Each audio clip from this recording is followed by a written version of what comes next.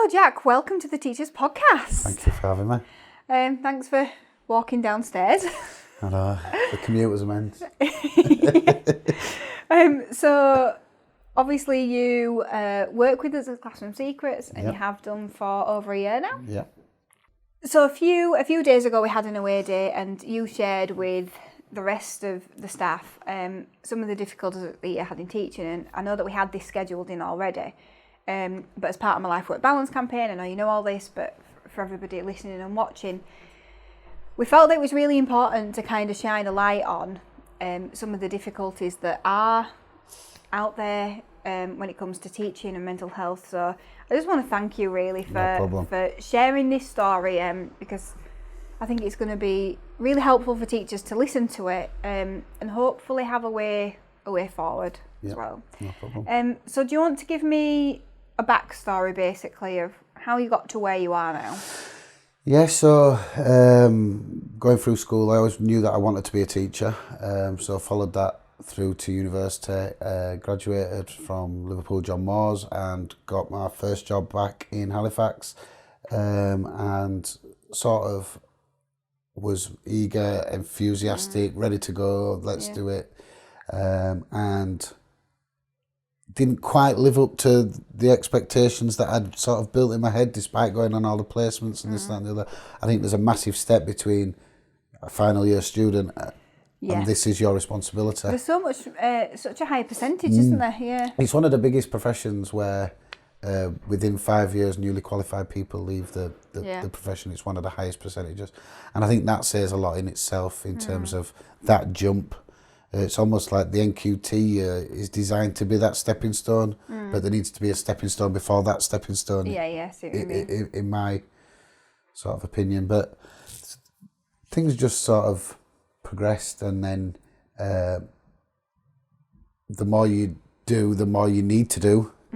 And eventually I was doing as much as I physically could, but still needed to do more. And that was just like a natural progression. It just happened. And eventually I became rather panicky, anxiety, worried about somebody coming and doing an observation, which was just normal nerves, this, that and the other. Oh, it's observation week. Oh, everybody's stressed in the staff room, this, that and the other. But it would become to the point where, in my head, any time a teacher or a SLT came and spoke to me, it meant that they were going to ask me to do something that I physically felt that I didn't have time or capacity to do. And that just snowballs panic to the point that I couldn't get in the building. So I went and saw the doctor. The doctor signed me off for work-related stress and anxiety.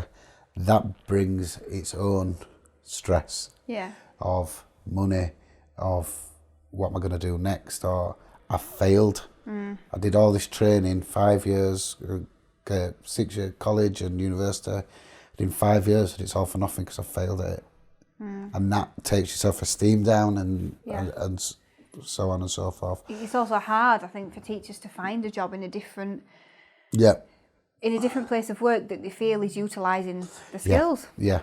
So it got to the point where I couldn't get back in the building, and I decided that teaching was no longer where I wanted to be. So I left and would just sit at home. Sometimes couldn't even get out of bed. Felt so ashamed that I'd let myself down, let my mum down, dad, partner, everybody that had supported me through that journey of training and this, that and the other. I've taken it away from them, and it does eat you up. So eventually I got a job at B&Q, and the job at B&Q was to literally just get out, do something, get back. Did you find it difficult to get a job somewhere else, being a qualified teacher? Yeah. Some places would say you're overqualified, you'd be bored. Yeah. And I was like, well, is that not my decision? Yeah. You know, I've applied for this job. Some people would say that we're looking for somebody more long term, and we can tell with your qualifications that it's just going to be a filler and this, that and the other. But B&Q gave me a go. And the day I finished your 12-week probation was the day I left. Right. Because just got chatting to one of the customers one day, and I just thought I missed the children. Yeah. So I went and worked at a private nursery. From there, went on to another private nursery, and the private sector is very different to the public sector. Yeah. And it just didn't quite work for me. And then I saw Classroom Secrets on Indeed or wherever it was, and I thought customer service, talking to people, perfect. Talking to other teachers, utilising my degree, having that conversation with SLT and this and the other, and sorting out this and that. I went for it, and the rest, It's history. as they say, is history. Yes. And you're on your second job here, aren't you? Third. Third? Yes. Oh, yes, you're on your third job here. So I started as customer service, then I was sales, and now resource creator. Oh, well, there you go. Third job. Yeah. Plus all the other jobs along the way. Yeah. So fantastic. Okay, so we had a chat before, and I kind of just wanted to delve a bit deeper into some of these things. So you've touched on it slightly, but what specifically do you think it was that started your anxiety? I think because you're that focused on what you have to do, and you're that focused on the time, the energy that you're investing into other things, that when somebody tells you that you need to do this instead of that, or this as well as that, you beat yourself up that you're not good enough, and that you're not doing it right, you're letting the children down that are in front of you, and not all this. So it started off with just being nervous about somebody coming and watching, or somebody doing a book scrutiny or whatever. It was just nerves, or Ofsted coming in, or just nerves. But then from there, it just snowballs that you start to panic about somebody coming to watch you, and from panicking, it's all the time. Towards the end of when I was teaching, I would set off in my car and drive past the school 3 or 4 times before plucking up the courage, if you like, to actually get in and do a day's work, and then take home another day's worth of work to do in an evening. The amount that it requires to do it to the level that's needed, there isn't enough hours in a day. No. And to me, I would beat myself up that I couldn't do more, that I couldn't do everything, plus the 3 things that somebody had asked me to do that day. And I just became so scared that somebody was going to say that I wasn't good enough, because I already felt it. So if somebody else said it, that was confirming how I felt, and it made it worse again, and you just sort of spiral from there. One thing that I found really interesting, so obviously I listened to your story again on Friday. Tom Wallace's podcast was released yesterday, so I was listening to it again the night before, because I actually recorded it a few months prior. And I also watched your life-work balance video that we'll be putting out soon. It might already be out. And one of the words you used was inadequate. And I was reflecting back on my time, especially when I was leaving the secondary school.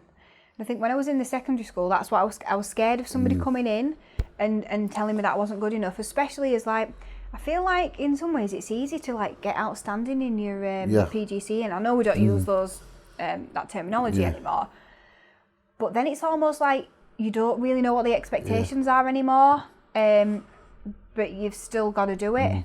Whereas at least when you're doing your PGCE, you kind of know. And I think, and when I look back now, I realise that I was very stressed. I was really tight here in my chest, and when I used to get up to the top floor, I'd be like breathing like this, sort of sucking it all in. So I really understand, and it's interesting listening to your story, because I think, if I'd have stayed there another year, what might have transpired there?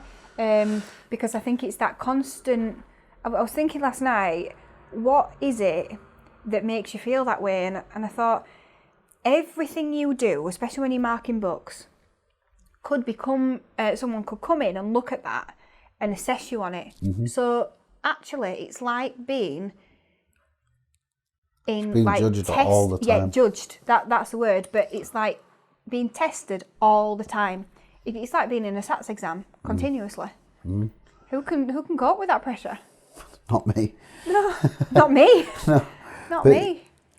For me, there's the added bit. The teaching is, for me, standing in front of children and imparting new knowledge on them, allowing them the opportunity to practice it and looking at whether they need more practice or whether they've got it to move on to the next new piece of learning. Teaching in reality is that between the hours of 9 and 3:30, but then you've got 3 hours to go on books, then you've got to do this, and then you might have a vulnerable child who needs this report writing. You might have a children with special educational needs that need you to do this separately for them, which is absolutely fine, it's part of the job, because that's what they need for you to impart that new learning onto them. But then you have data, you have tracking progress, you have this big long second job which takes the same if not more amount of time than the actual teaching. It's like 2 37.5-hour jobs rather than a job. And when you've given as much energy as you can give, not signing a box to say that you've done this and this with child A, B or C, I can sign that box anytime, I'll come round to that. Yeah. But because you've not signed that box, that piece of paper says that you haven't done it. Whereas a conversation with the children would say that you have done it. Yeah. And you have been doing it, but because you've not signed a box, that is the bit that's being judged or scrutinised, you haven't done it. Also, it's such a demanding job, and something I was listening to the other day actually, why teaching is so exhausting is because you have to make so many decisions. Making decisions is actually quite tiring, and sometimes I think, do you even remember that conversation? You can have it, but remembering it as well, if it's brought up, like, I think I had a conversation, I definitely had one, but I'm not really sure exactly what happened because it's just so... Well, we have that now. I have no words. We're in the EYFS team upstairs.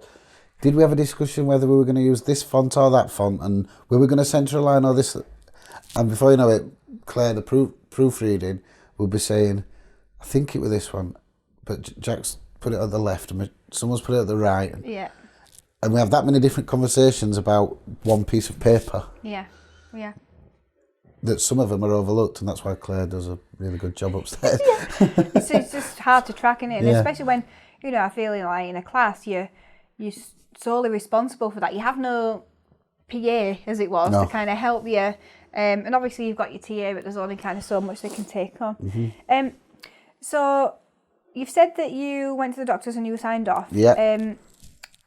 How did money affect you? I started to panic about it. Yeah. I'm sure it just makes it worse. Yeah. So the doctor tells you to be normal. Just because you're off work with stress and anxiety, it doesn't mean you're off everything. Yeah. So I still would go to the football, still would go play cricket, go out for tea with Emma and stuff like that. But that costs money that is not coming in. Yeah. So you start to panic more about that, and then you start having feelings of embarrassment when somebody says, I'll pay for your tea. Yeah.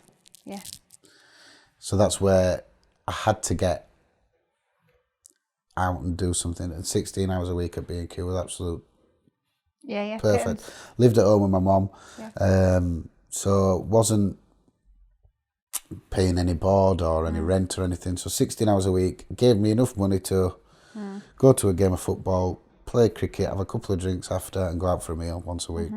Yeah. Absolute dream.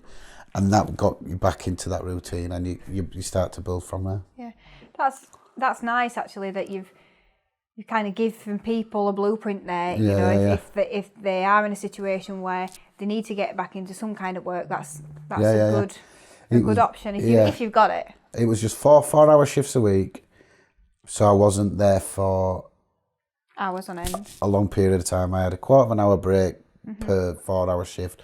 So it was, right, do this, get to your break, do it. And that's how it started, just psyching myself up and this, that and the other. I actually had a panic attack on day one. Palpitations and because it was new and I didn't know what to expect. I had not told anybody about having anxiety and panic attacks and things. So I'm trying to just concentrate, don't do it. And the more you talk about it in your head, don't do it, the more it's inevitably going to happen. Came round, told them about it, and one of the managers down there said, right, come with me. Picked a chair up from behind one of the desks, sat it down. He says, this is your safe space. He says, if at any point you need a little bolt hole, you need to just get away, you come and sit on this chair, and if you sat on that chair, people know to just leave you alone 5 minutes. Really and good. That was absolute... Brilliant. All this worry of what's going to happen here, gone. Yeah.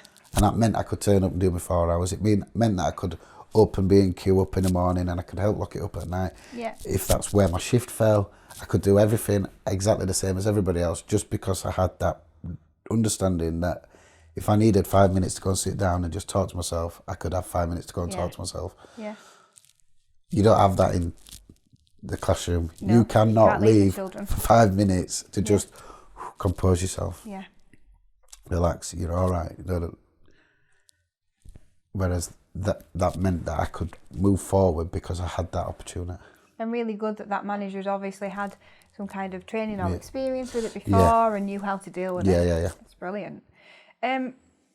So what advice would you give any teachers listening who are feeling that anxiety, at various levels? I think I'd start by talking to somebody at home. They can help. They can see it with a fresh pair of eyes especially if they're not in education themselves. They can look at it and say, just leave the books for tonight. You just sit and watch Coronation Street with a cup of tea and a bag of biscuits or whatever and just recharge. And it means that when you go in tomorrow that you're better than you are today. Yeah. And just having that extra outlook, the outsider's point of view on it, that can help. I would definitely suggest going and speaking to the doctor. It may be that you don't need time off work, but they can say, try this, try that. I know some people are against medication. I don't like really talking about medication, but there is medication that they can give you, which may help. I would talk to your SLT, your head teacher, be open and honest with them. Something that I didn't do, because I know how hard it is to talk to anybody, never mind talk to the person that's doing the judging. It's like saying, here's my week card. Yeah. Oh, yeah. And now slap me around the face with it. Use this against me if you want. But they need to know. Yeah. Because if they don't know, they can't do anything about it. Yeah. But then it's expecting something to change can then beat you up because 9 times out of 10, there's nothing can be done about it. But if there is something that can be done about it, they need to know in order to try and do that. And I would just try and have as much time away from it as you are comfortable in allowing yourself. Make sure your Saturdays are yours. Your Friday nights and your Saturdays are yours, and your Sunday evenings you do your catch up. So you've got Friday evening, all day Saturday, Sunday morning for you, whether it be go to the park with your kids, whether it be go for a coffee with your friends, go to watch the football, or whatever it is, you have to do something for you. You have to put that in first, don't you, almost? Somebody said to me that work is there to facilitate your life, not life there to facilitate your work. If you get that balance the wrong way around, all you're doing is working. Yeah. You're never switching off. And in order to do any job to the best of your ability, you have to be in that position mentally and physically to do it. Also, I think, we're all guilty of kind of setting ourselves time and allowing it to fill that time as well. And, if we say that we're open to working all the time, then we're going to allow it to fill all that time. I think it's interesting that you said, somebody saying, put the books away and do it tomorrow or whatever. And I think I would have never done that, but I wouldn't. Now I'm so aware of when I am capable to work and when I'm not. Like I know when my good times for working are, so often on an evening I won't do any work, and it's not because I don't want to, but I can't do a really good job. I get up at 5, I can do that work in half the time my brain is on it. And I think if I was in teaching now, I probably would get up early and do the marking then, because I'd probably fly through it in comparison to doing it on an evening. Yeah, it's knowing when you've got the time and the energy to do it. Yeah. But my dad once said to me, everything that you do is like a click of your fingers. So I went and saw the doctor, that's one click. He gave me some tablets that call me happy pills, and that's my cycle. Happy pills, I'm going to have a good day. That might help that much. I went to Andy's Men Club, that might help that much.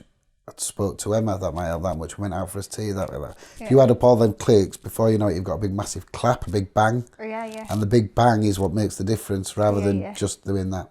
Yeah, so it's adding up your little clicks. So having your Friday night off, having a glass of wine watching EastEnders, all these little clicks, before you know it, you've got a bang, and that's what makes the difference. Yeah, I love that. I was just going to say, what coping strategies do you have now? That's obviously one of them. So now, I'm in a job that doesn't give me as much stress. I still have times where I think I've got so much on. But that's normal, and I think that's healthy to have some. And you also don't take it home with you? No, although I do work at home sometimes. Yeah. Once my time's done, I'm done. And I just enjoy doing things. Going to the foot, it's different, but along the way, I've done CBT, cognitive behaviour therapy. My dad's paid for counselling, went to Andy's Man Club, got to another peer-to-peer support group. I've written in a book. So what my theory was, is going from there to now and still moving forward, is if anybody told me to do something, I would try it. And if it didn't work, I would stop doing it. Yeah. And if it did work, I would keep doing it. So somebody said... You gave it a go. Yeah. Somebody said, go to Andy's Man Club. So I went, really enjoyed it, went for over 2 years, and went last week. I knew that I would just... fancied going down for a chat, bit of a rant and a moan with some of the people that I'd come through this journey with. I'm going back down. And there they would say, when you go to your doctors and you get... have your idiot cards, so write stuff down that you want to tell your doctor. So I would write stuff down that I wanted to tell the head teacher when I got to work, rather than the doctor. So I would take somebody's advice, this has worked for me, twist it to work for me, and move forward with it. One of the counsellors said to me to write things that I'd been carrying mentally on rocks and throw them away. So I went up to Ogden and walked around and threw them away 3 times maybe. One of the counsellors said every day to have a quiet half an hour. Just you, and reflect on how you are and how the day's going. Yeah. So I used to do that, and I used to write it down so in that half an hour, I used to write down whatever was going on in my head, and it started off as just bullet points. Yeah. That I would then read to the counsellor, and she would unpick it, and we would discuss it further, and this, that, and the other. Towards the end, I was writing 2 or 3 pages of observations. I was sat in the car. And it was raining, and I talked about how the rain mottled my vision, and how all these things were mottling my vision, and made comparisons and metaphors and this, that, and the other. So I gave that a go, and that really worked. I lost my train of thought. I will give, other than going to the gym, I've not found that one. Exercise more. It's good for your health. It's good for your mental health. You see, it hurts my body too much for me to think that this works. But yeah, I play cricket and things, and getting fresh air there, and I just try and do anything. Yeah, you've got to give everything a go and see what works. Yeah. Listen to this podcast. Listen to meditation music. Try and get you to sleep. Anything. Try it, and if it works, carry on with it. And if it doesn't work, don't invest your energy into it. Yeah. Okay. I just want to bring you back then. So obviously, I feel like I've heard this story quite a few times now. So let me bring you back for something that you kind of haven't mentioned. And I know you know what's coming up now. Can you tell us about, what the lowest point that kind of brought you to sort of going to Andy's Man Club? And if you don't know what Andy's Man Club is it in 13 locations now? Yeah. There's a website, Andy's Man Club, and there's a tab on there saying my nearest meeting, and there's a big long list there of all the different locations that groups go on. It's 7 till 9 on a Monday evening, every week. My first meeting at Andy's Man Club, there was 13 of us, and I think I saw a statistic released Tuesday that over 700 had been this week. Wow! Across the different areas, locations.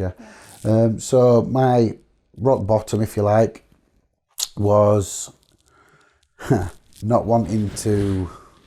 Is this before or after B&Q? 24 for 9/17. Before B&Q. Or, no. I don't know. I can't remember. It doesn't matter. Yeah, so the 24th of 9/17, I was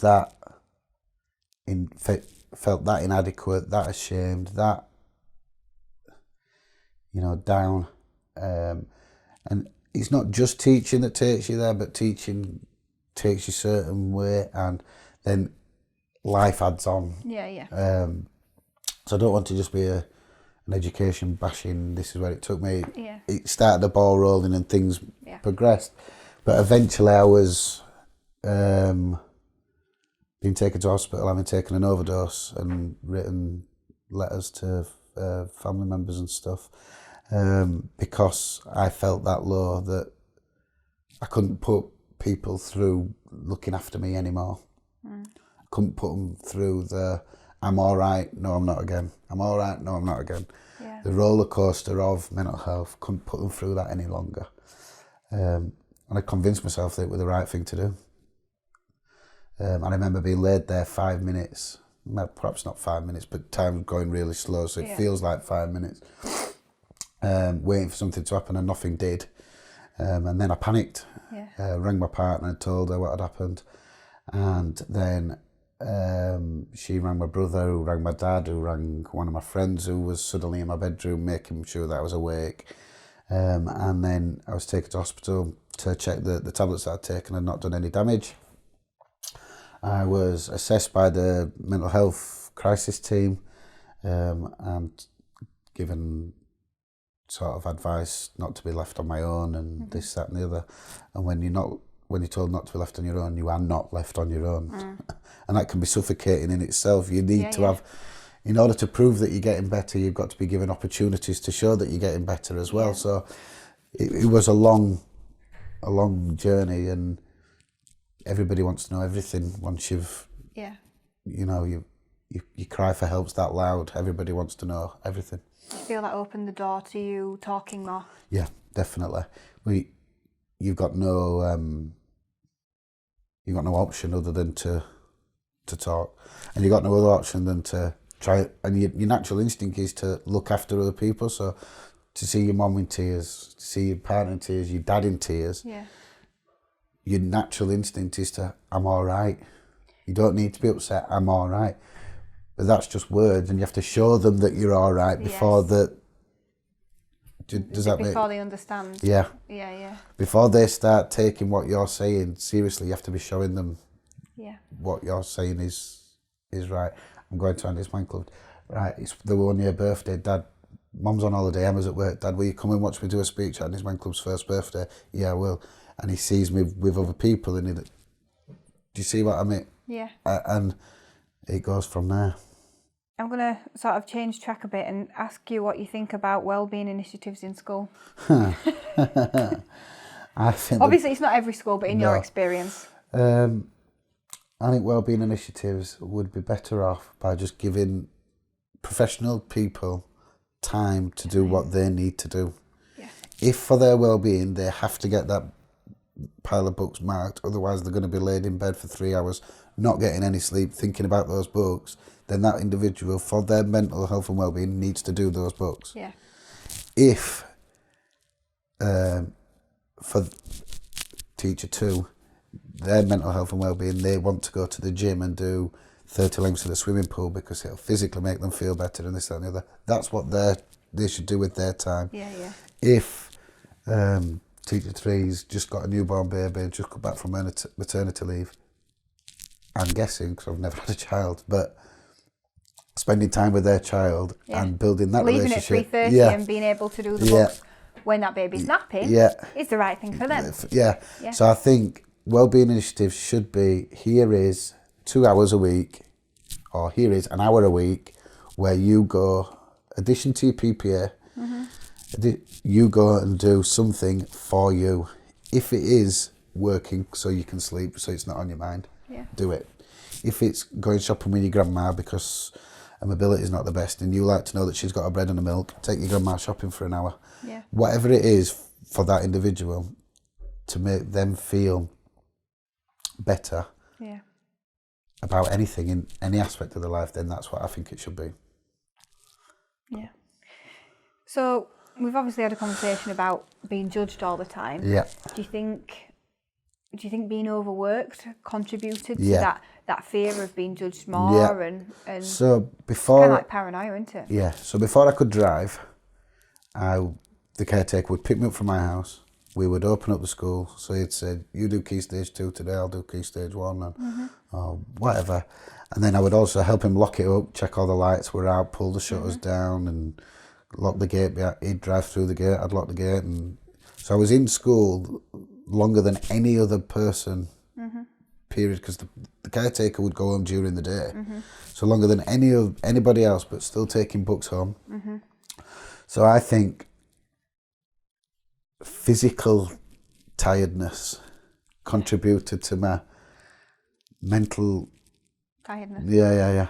So I was still taking books home, even though I'd been there as long as possible. Yeah. And you think, I can't give any more. Don't tell me that I have to do this because I can't do it. I'm here as long as possible. I'm going home, maybe having a sandwich or eating while marking or anything to get it done quicker, if you like. Yeah. So you could stop. But when you stop, you drop. Yeah. Yeah. So I think... And sometimes there's only an hour left before going to bed, isn't there? Yeah. And it's just... It's exhausting, and I think that adds to... You know that you're giving your all. You're giving it everything you've got. So when you're told that everything you've got is not good enough, it can hurt. Yeah. And sometimes, I guess, you just don't know where else to take it because it feels so big. Yeah. I'm going to switch to some questions from other people. No problem. So we put out Classroom Secrets after they heard your story on Friday. Yeah. You know what else they'd like to ask. So Lisa says, was there anything that you feel your school or colleagues could have done to prevent you from reaching that point?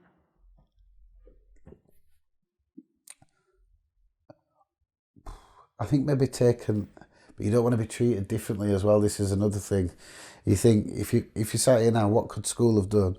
Well, they could have given me, they could have doubled my PPA. Yeah. To catch up on this, that, and the other, or to make sure that my data was done. But then everybody would want their PPA doubling, and you don't want to be treated any different because if Mr. Smith next door can do it, why can't Mr. Watson? At least goes round in your head as well. Yeah. So sat here now, it's dead easy to give me more time to do stuff. But when you're in it, you don't want anything different. No. You just want to be able to do it. Does that make sense? Yeah, that does. I think it's not what your school or your colleague could have done, it's what they're getting told they have to get the teachers to do needs to change. Yeah. That they don't have to get 2 different coloured pens in every piece of writing with your polishing pen and your thingy. Children don't have to respond to every piece of feedback. No.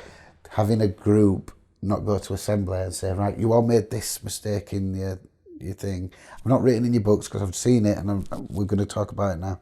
That's enough. Yeah. Yeah. Because it means you're not spending 20 minutes writing a paragraph in 10 books, but you've got 10 children there saying, right, you two, we need to practice it. Exactly the same thing as well, yeah. So I think sat here now, more time, but sat in that moment in time, I think I wouldn't want anything to have changed, because that would have made me worse that I was being... But in some ways it would have been good if things had been noticed and then maybe that were addressed for all the staff. Yeah. You know, right, okay, well, we're not going to in-depth mark this so many times or whatever. So Louise says, do you think that there were any signs that maybe you were displaying that were not noticed? I noticed them. I know that I couldn't drive drive straight into the car park. Yeah. But anybody else would just think that it was another black car driving down the street. I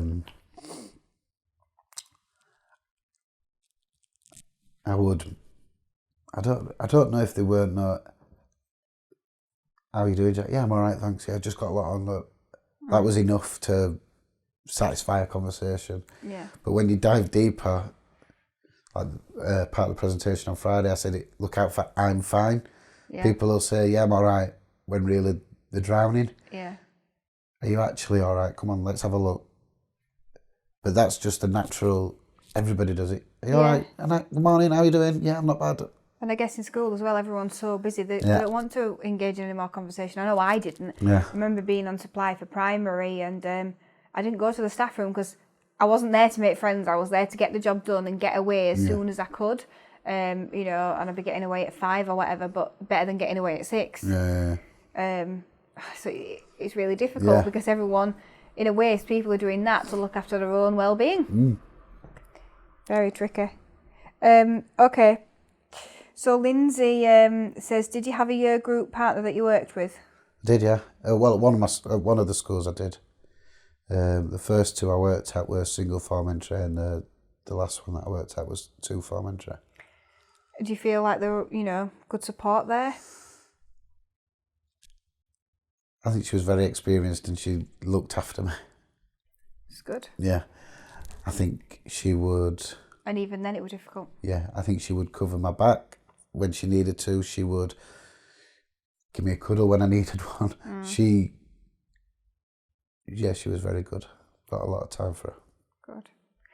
Good. Nicola says, where can teachers go for help or support if they're feeling similar things? Your doctor, your first point of call. Yeah. Your partner, your best friend, anybody that you can talk to and offload. Your group partner, your SLT. There's Andy's Man Club for men.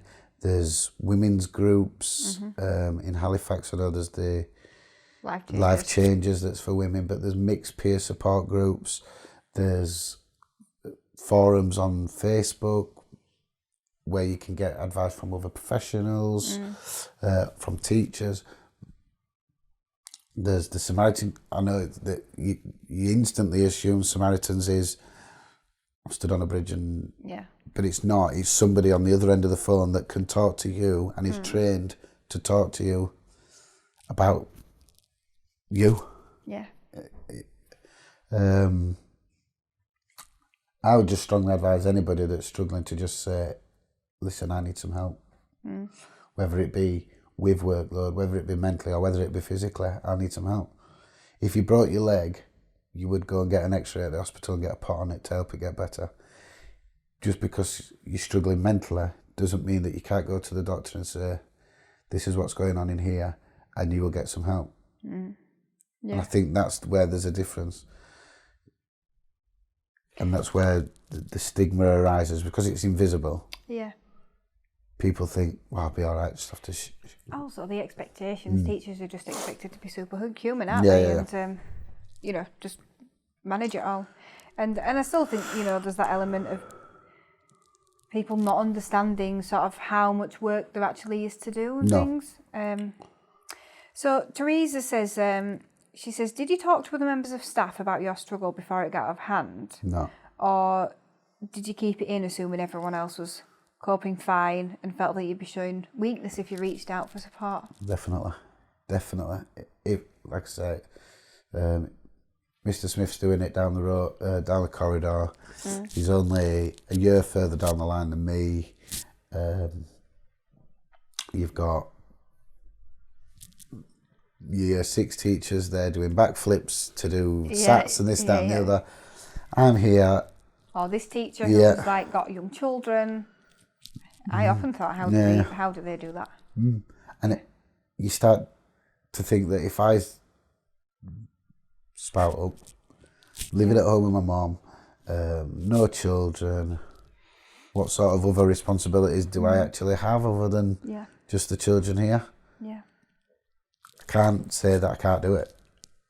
Do you know what I mean? Yeah. And that's where you spiral even further because you feel ashamed then. Yeah. And you start you talk to yourself and make things worse in your head that before you know it, everybody's the best teacher in the world apart from you. Yeah.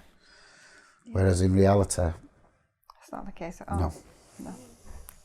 Plus, I think with teaching, it's like anything, isn't it? You can have a really good day of teaching and nobody sees, and then you can have a bad day of teaching that Ofsted are in, and kind of marks your card.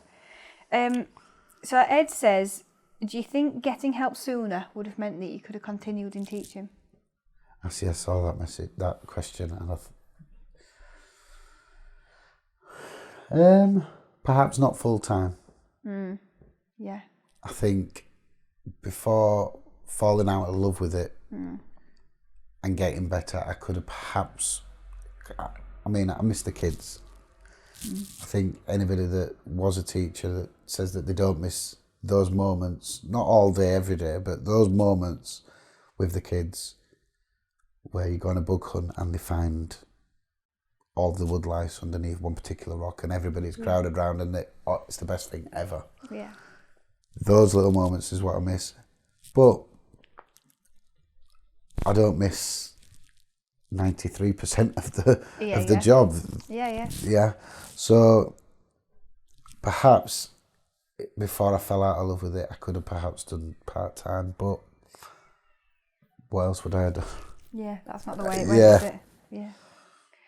Okay. Lauren says, do you think you'll be able to spot the signs of someone going through what you went through? So that depends on each individual.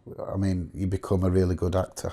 You put I'm at the pub with my mates, mask on, and we have a laugh and a joke and a bit of banter because you don't want to tell your mates that you're struggling.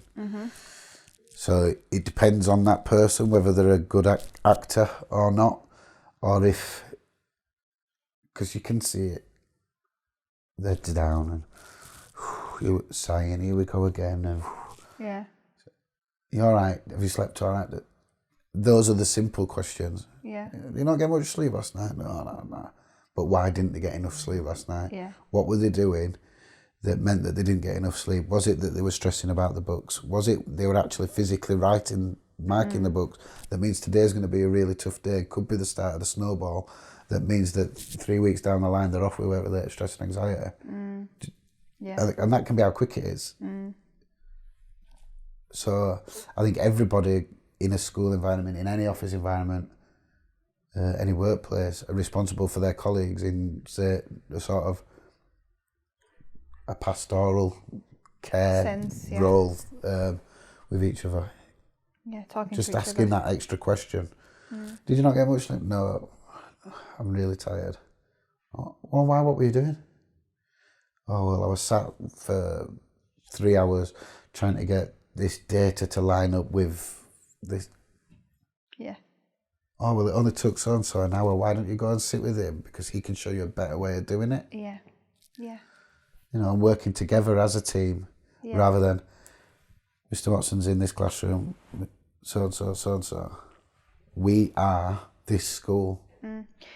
You're right, it is sort of taking responsibility, because I'm just thinking about just this morning. So Emily, my sister, came in to open up, even though she was supposed to be working from home today. Yeah. But I flagged that when I realised, I flagged that up straight away. I didn't just think, oh, well, good, somebody opened up.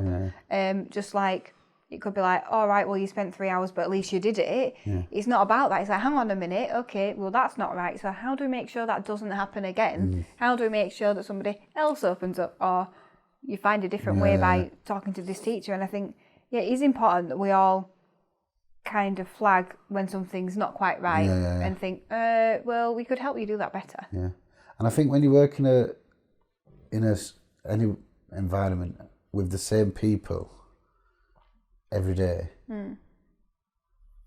you do begin to know what their normal is. You would know when you're in teaching, if let's make a name up, Ben was normally bouncing around the walls, and suddenly Ben's just sat like this. As a teacher, you would notice it straight away. Yeah. But you don't really notice what changes happen in your colleagues as much as you did the children. Yeah. So-and-so's having 3 cups of coffees and he normally has 1 cup of tea. Yeah. And why is that? Yeah. Do you know what I mean? You don't notice that, but you notice Ben just sat like that and he's normally bouncing off the walls. Yeah. What's happened, Ben? It could be that he's just been told off by his mum in the car and he's having a little sulk. Yeah. But you notice it straight away. Yeah. He's not quite right today. Yeah. So paying more attention to the adults as well as the children. Yeah, definitely. I suppose especially, teaching assistants could definitely be on the lookout because they're in quite close proximity, aren't they? Okay, just a couple more questions then. So Sarah says, were there school-specific issues that contributed? And did you sort of seek any advice or support from school or the union at all?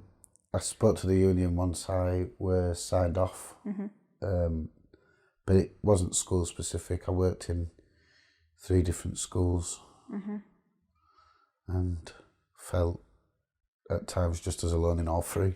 Yeah. So I don't think it's schools individually. I think it's the profession. Yeah. So 3 closing questions. Okay. You kind of sort of answered this one in a similar way to me, but I'm going to ask you anyway, see if you've got anything magic. So, if you could wave a magic wand to solve the life-work balance problem, what would it be? Time. Yeah. Straight away. If you could double PPA, yeah, I would. And like to be that. fair, I don't think that's as generous as I'd go. And a lot of people say double PPA. That's not a lot, is it? No, it's not. It's only 2.5 hours extra. Yeah, but if we gave everybody a day, where, and it's the cost, I get that, it costs a lot of money, but if we gave everybody a day, because it's planning, preparation and assessment, you spend it all doing your planning. Yeah. Or you spend it all doing preparation, or you spend it all doing your, what about the other 2 things? It's PPA, but not very many people use it to mark books or anything. No. It's kind of expected, will you mark your books after school? Yeah. Okay, let's go light-hearted. Okay. So who was your favourite teacher at school and why? My favourite teacher at school was Mrs. Greenwood. Because I just loved her. One of my interviews to be a teacher, they said, why do you want to be a teacher? And I said, Mrs. Greenwood. In my interview answer. Perhaps not the best interview answer, but Mrs. Greenwood, it was just, she was the best. What year was that? Year 1 reception. Year 1, oh wow. Yeah. That's interesting because that's kind of the age group you taught as well. Yeah. In a weird turn of events, I ended up teaching Mrs. Greenwood's granddaughter. Oh, did you? Eventually down the line, yeah. Oh, yeah. And Mrs. Greenwood came and picked her up and said, say thank you to Mr. Watson. And I'm like, oh, Mrs. Greenwood saying that. It was just a bizarre moment. But yeah, Mrs. Greenwood was my favourite teacher. Very good. And what did you want to be when you grew up? A teacher. I wanted to be Mrs. Greenwood. Which you did achieve. I did achieve. And nobody could take that away from me. No. And then you found a different path in life. I did. And we're really glad that you did. Thank you. But yeah, thank you so much. No, thank you.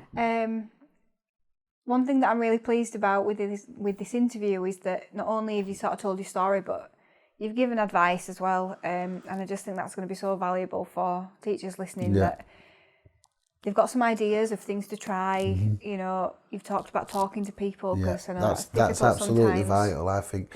And one of the things from one of my colleagues was, if you can't talk to somebody, write it down. Yeah. Talk to yourself. Yeah. And then you can just leave it in an envelope with your husband, wife's, partner's name on. Yeah. and they can read it and they know what's going on, Yeah. and then they can help. You can put, I don't want any conversation about this until I bring it up, but this is what's going on in my head at the minute. And they need you. End it with, love you. Yeah. I'll talk to you when I can. Yeah.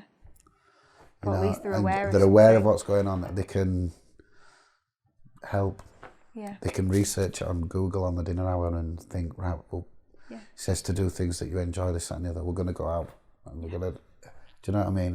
And once you talk to yourself, you can talk to others and go from there. Thank you. So we're going to make sure that everything that you've talked about is on the show notes, all the different websites that people can visit for help. We'll make sure that they're there so you can make sure that I have a list. But thank you so much. No problem. Thank you very much for having me.